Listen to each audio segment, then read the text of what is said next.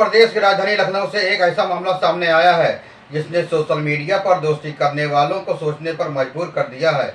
एक friend request, कुछ दिनों की बातचीत और फिर एक मुलाकात, लेकिन इसके बाद जो हुआ उसने एक साधारण सी ऑनलाइन दोस्ती की खौफनाक साजिश में बदल दिया।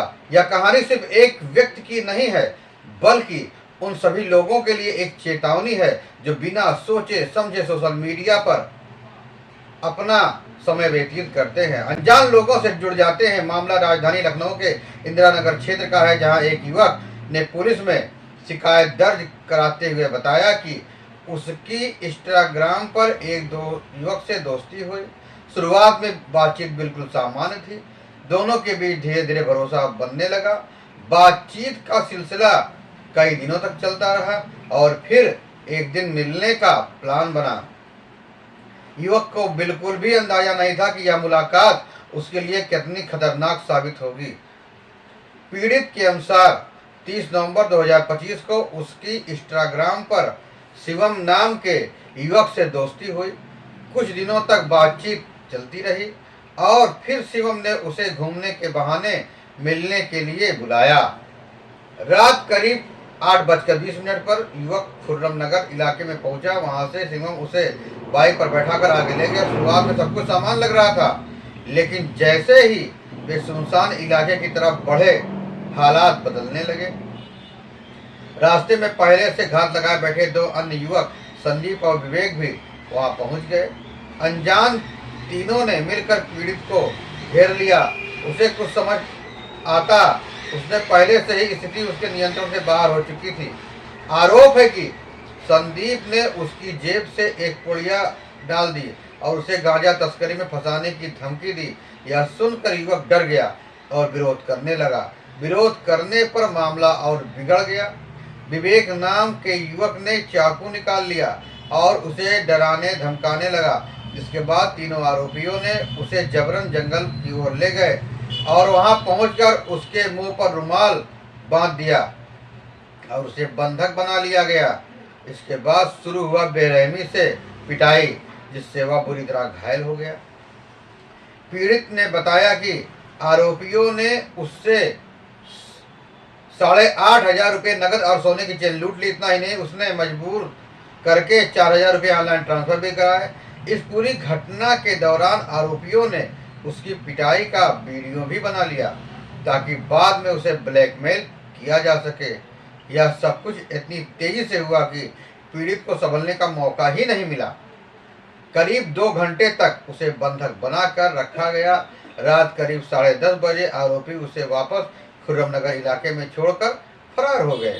घायल और डरे हुए युवक ने अगले दिन इलाज कराया, लेकिन ब्लैकमेलिंग के डर से वह चुप रहा। उसे डर था कि अगर उसने शिकायत की तो वीडियो वायरल कर दिया जाएगा, लेकिन अंततः उसने हिम्मत जुटाई और 20 मार्च को इंदिरा नगर थाने में शिकायत दर्ज कराई। पुलिस ने तुरंत कार्रवाई करते हुए तीनों नामजद आरोपियों के खिलाफ केस दर्ज कर लिया और जांच शुरू कर दी। पुलिस अब घटना स्थल के आसपास लगे सीसीटीवी कैमरों की फुटेज खंगाल रही है ताकि आरोपियों की पहचान और मजबूत हो सके। इस मामले में एक और चौंकाने वाला खुलासा तब हुआ जब एक अन्य पीड़ित सामने आया। उसने बताया कि उसके साथ भी ठीक इसी तरह की वारदात हुई।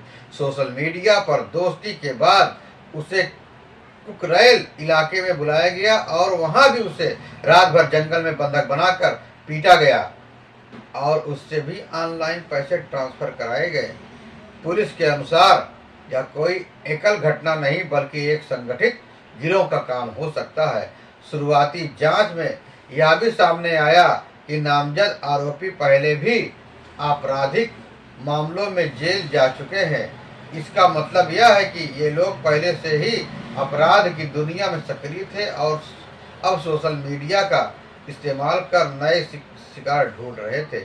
इंदिरा नगर के इंस्पेक्टर अजय नारायण सिंह ने बताया कि मामला भले ही पुराना हो, लेकिन तहरीर के आधार पर केस दर्ज कर लिया गया है और हर पहलू से जांच की जा रही है। पुलिस इस गिरोह के अन्य सदस्यों की भी तलाश कर रही है और जल्द ही गिरफ्तारी की उम्मीद जताई जा रही है। विशेषज्ञों का कहना है कि इस तरह के गिरोह पहले सोशल मीडिया के जरिए लोगों का भरोसा जीतते हैं, वे दोस्ती करते हैं, बातचीत बढ़ाते हैं और फिर सही मौका देखकर सुनसान जगह बुलाते हैं। वहां पहुंचते ही पीड़ित को बंधक बना लिया जाता है और उसके साथ लूटपाट मारपीट की जाती है। वीडियो बनाकर उसे ब्लैकमेल किया जाता है ताकि वह पुलिस के पास जाने की हिम्मत न कर सके। यह घटना एक बड़ा सबक देती है कि सोशल मीडिया पर हर दोस्ती सुरक्षित नहीं होती है। अनजान लोगों की फ्रेंड रिक्वेस्ट स्वीकार करना और उनसे मिलना कभी कभी खतरनाक साबित हो सकता है, खासकर जब मुलाकात सुनसान जगह पर हो तो सतर्कता बेहद जरूरी है।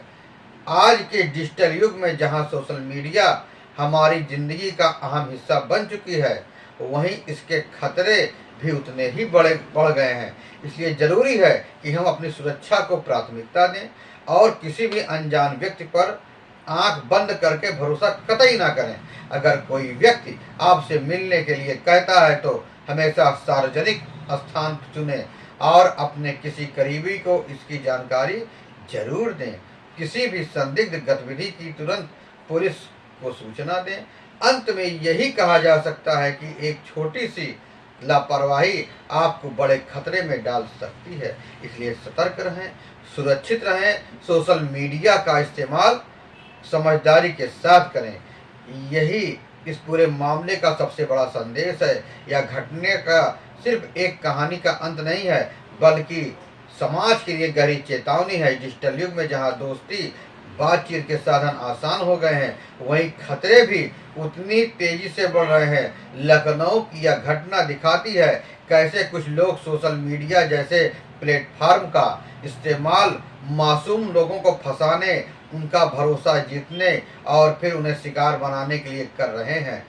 यह सिर्फ एक शहर की समस्या नहीं है, बल्कि एक ऐसी सच्चाई है जो देश के कई हिस्से में धीरे धीरे पैर पसार रही है। अपराधी अब हथियार से ज़्यादा दिमाग और तकनीक का इस्तेमाल कर रहे हैं। पहले दोस्ती, फिर भरोसा, फिर मुलाकात और उसके बाद सुनियोजित तरीके से अपराध। यह एक पैटर्न है जिसे पहचानना बेहद जरूरी है। इस मामले में भी यही हुआ।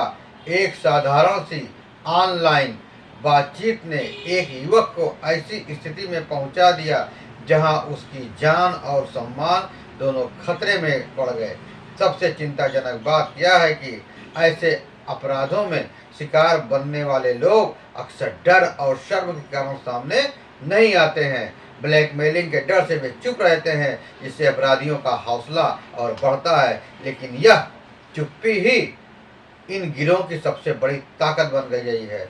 इसलिए जरूरी है कि पीड़ित सामने आए, कानून पर भरोसा करें और अपराधियों को सजा दिलाने में सहयोग करें। यह घटना हम सभी को यह सोचने पर मजबूर करती है कि क्या हम सोशल मीडिया पर अपनी सुरक्षा को लेकर सतर्क हैं?